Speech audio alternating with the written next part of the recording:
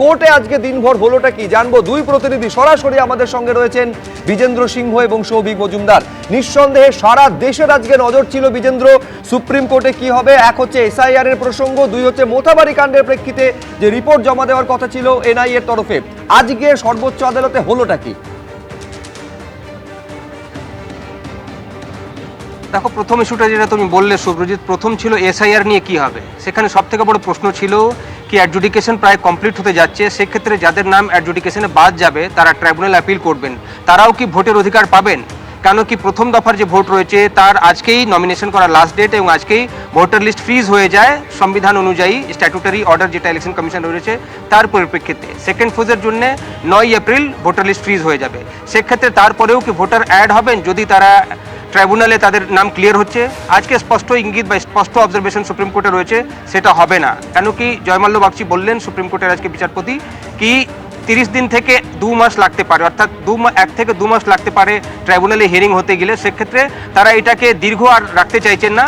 এইটাই তারা, যেহেতু একটা বড় সংখ্যক মানুষ লজিক্যাল ডিসক্রিপেন্সির মধ্যে ছিলেন, তাই তারা অফিসার অ্যাপয়েন্ট করেছিলেন এবং 700 জুডিশিয়াল অফিসাররা দিনরাত কাজ করে এই প্রক্রিয়াটা ক্লিয়ার করেছেন।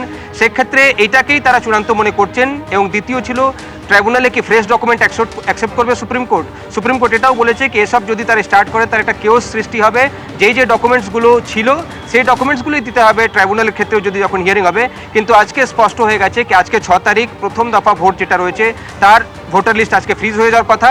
সুপ্রিম কোর্টের কাছে আজকে ইলেকশন কমিশন জানিয়েছে কি প্রথম দফার ভোটের যে কয়েকটা ফাইনালি ওয়েবসাইটে তোলার কথা রয়েছে সেটা আজকেই তারা চূড়ান্ত করে ফেলবেন। অর্থাৎ অ্যাডজুডিকেশনের পর 60 লাখই নাম ক্লিয়ার হয়ে গেছে এবং আজকে রাত অবধি তারা ওয়েবসাইটে সেটা তুলে দেবেন। 9 তারিখ রয়েছে দ্বিতীয় দফার ভোট এবং ভোটের নমিনেশন। সেক্ষেত্রে একটা নতুন প্রশ্ন উঠেছিল সুপ্রিম কোর্টের কাছে যে শান্তিনিকেতনে থাকেন নন্দলাল বোসের পরিবার, তাদেরও নাম বাদ দিয়ে দেওয়া হয়েছে অ্যাডজুডিকেশনে। সেক্ষেত্রে তাদের কি হবে, তাদেরকে হস্তক্ষেপ করা হোক। আজকে ইলেকশন কমিশন অ্যাসিওর করেছে কি তাদের যেহেতু ভোট দ্বিতীয় দফায় রয়েছে, অর্থাৎ 29 তারিখ রয়েছে, 9 তারিখ অবধি নমিনেশন সেখানে রয়েছে, দ্রুত তারা অ্যাপ্লাই করুন। আগামী 2 দিনের মধ্যেই তাদের নাম ট্রাইব্যুনাল থেকে ক্লিয়ার করিয়ে দেওয়া হবে। আমি এরই পাশাপাশি আরেকটা অত্যন্ত যে গুরুত্বপূর্ণ বিষয় যেটা নিয়ে আমি সৌভিকের কাছে যাব সেটা হচ্ছে মোথাবাড়ির ঘটনা, যেভাবে বিচারকদের উপর হামলার ঘটনা ঘটেছে। দর্শকদের নিশ্চয়ই স্মরণে থাকবে সৌভিক, এই ঘটনা, সেই ঘটনাকে সুপ্রিম কোর্টের কর্তৃত্বকে চ্যালেঞ্জ করা হয়েছিল বলে গতকাল আগের দিন মন্তব্য করেছিল সর্বোচ্চ আদালত। আজকে এই মোথাবাড়ি ইস্যুতে যখন সর্বোচ্চ আদালত এই কথা বলছে যে রাজ্য প্রশাসন ব্যর্থ হলে কি করতে হয় আমরা জানি, এই নিয়ে কি হলো?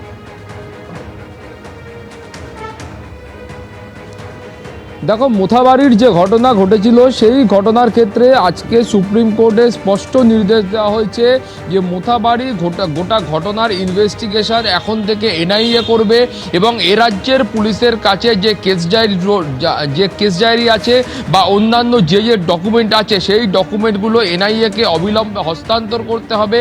এবং এই ঘটনার ক্ষেত্রে এখনো পর্যন্ত পুলিশের তরফ থেকে যে 24 জনকে গ্রেফতার করা হয়েছে সেই 24 জনকে অবিলম্বে জুডিশিয়াল কাস্টাডিতে পাঠাতে হবে, পুলিশ কাস্টাডিতে নয়, তাদেরকে অবিলম্বে পুলিশ কাস্টাডি থেকে জুডিশিয়াল কাস্টাডিতে পাঠাতে হবে এবং এই অভিযুক্তদেরও কিন্তু এনআইএ এর কাছে হস্তান্তর করতে হবে। এর পাশাপাশি বলা হয়েছে এনআইএ এর পরবর্তী ক্ষেত্রে ইনভেস্টিগেশনের যে রিপোর্ট রয়েছে সেইটা কিন্তু এখন থেকে কলকাতায় যে বিশেষ এনআইএ এর কোর্ট রয়েছে সেখানে তারা জমা করবেন।